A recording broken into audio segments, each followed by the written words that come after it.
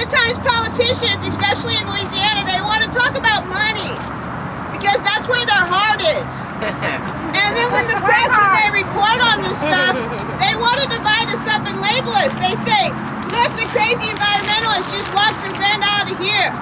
They say, they call us protesters, troublemakers, rabble-rousers, muckrakers. And they're right. But the thing about it is, when they do that, when they put us in a pocket, they belittle us. They take away our voice. They say our voice is less.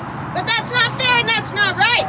So when we come here today, we don't come here as environmentalists or rabble-rousers. We come here as moms.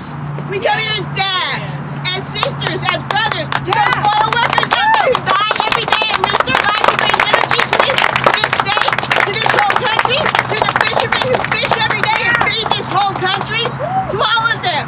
We are them. We are them. They forget that because it keeps them comfortable to forget where the power is. But we know where the power is. When I say Bobby, you say sell out. Bobby. Sell out. Bobby. Sell out. Bobby. Sell out. Bobby. Sell out. I've been all over Louisiana. Wherever I go to Bayou Corn. I see people sick. I see gas bubbling up from beneath. I go to St. Tammany. I see people fighting for their aquifers. I go down here in Baton Rouge. I see mothers taking their children to the hospital because of exodes, poison going into the air. When I go home, I clean sewage up off the floor of my babies and it's all over. When I go down to